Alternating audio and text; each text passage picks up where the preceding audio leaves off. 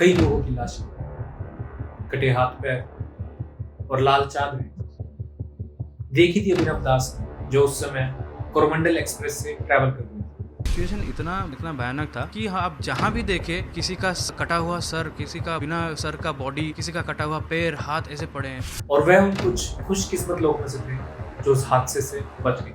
2 जून 6:53 PM 3 train की टक्कर हो जाती है, which leads to the biggest train accident of the decade.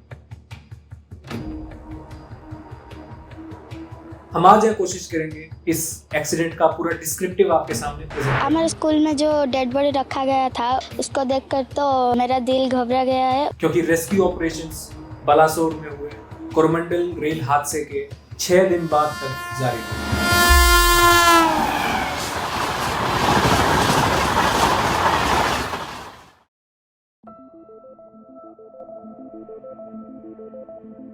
Indian railway system world के सबसे बड़े और सबसे कॉम्प्लेक्स रेलवे सिस्टम्स में आता है। It is laid out to 1.23 lakh kilometres of track length and 67,000 kilometres of route length, जो कि पूरे इंडिया को कनेक्ट करता है। मगर इस लाइफलाइन की कॉम्प्लेक्सिटी को लोग समझ नहीं पा रहे।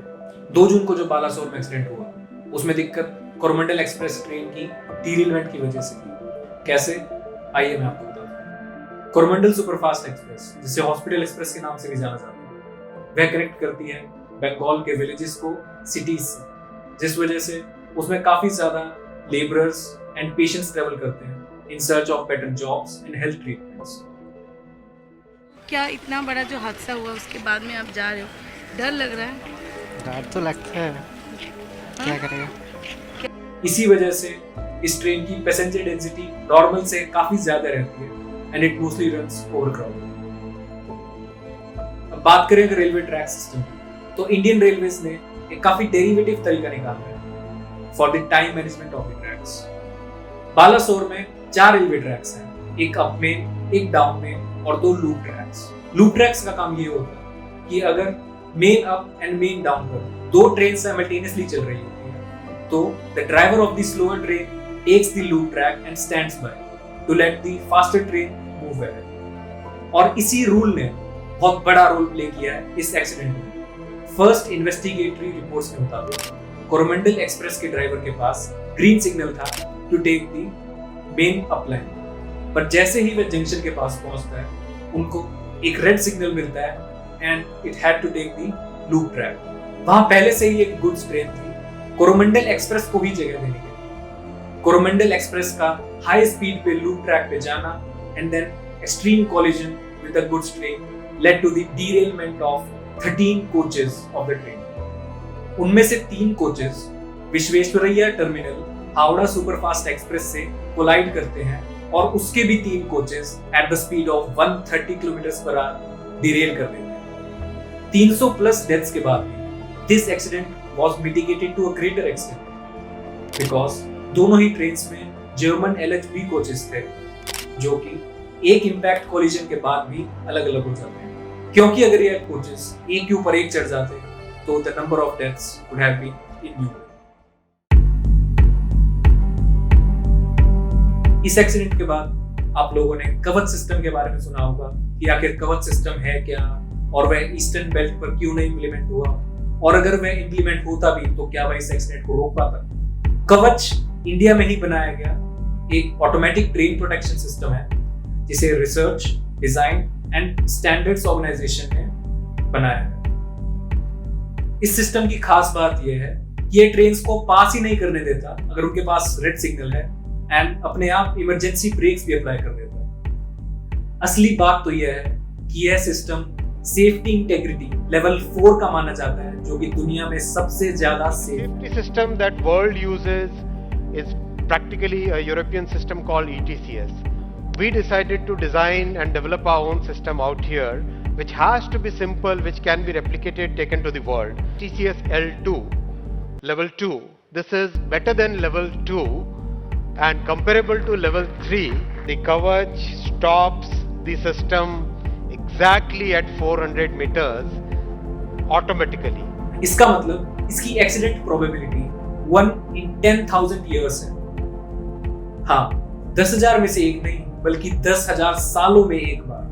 तो फिर इसकी अवेलेबिलिटी इंडिया में होने के बावजूद भी ये एक्सीडेंट हुआ कैसे? दोनों ही पैसेंजर ट्रेन जिनका एक्सीडेंट हुआ, दोनों में ही कवच सिस्टम इंस्टॉल्ड नहीं था, और तो और पूरे ईस्टर्न बेल्ट पे भी इसका इम्प्लीमेंटेशन अभी बाकी है।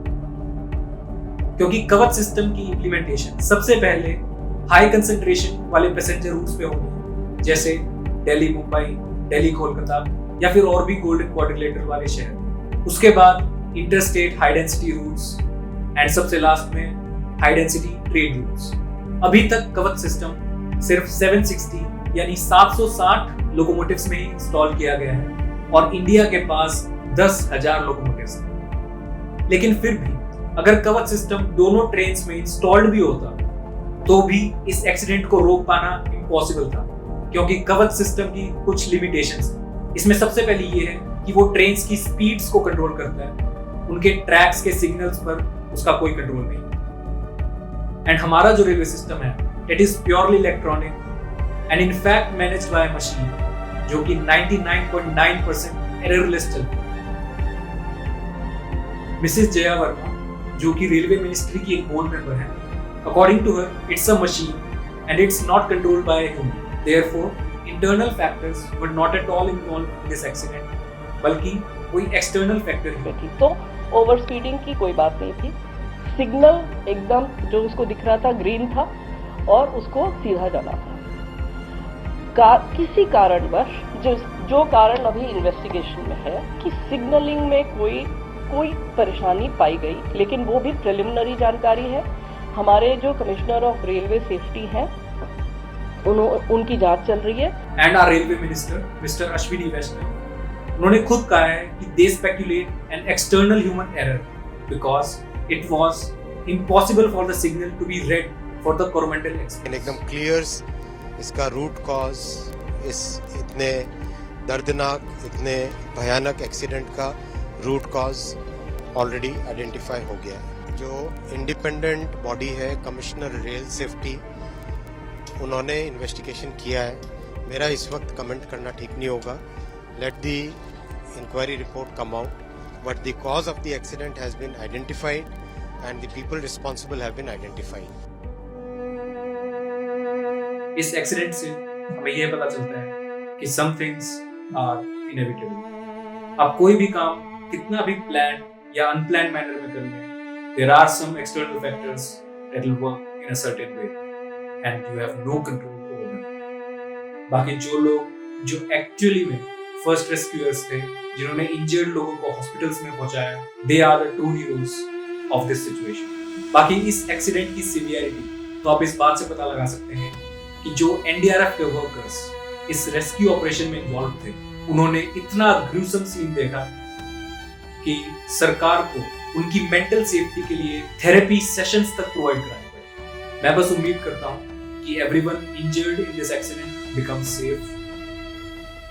अगर आपको वीडियो अच्छी लगी तो please like, share and subscribe करें, क्योंकि कई दिनों की मेहनत के बाद हम कुछ आपके सामने ऐसे व्यक्त करते हैं। दिस इज साहित्य और मैं मिलूंगा आपसे अगले हफ्ते।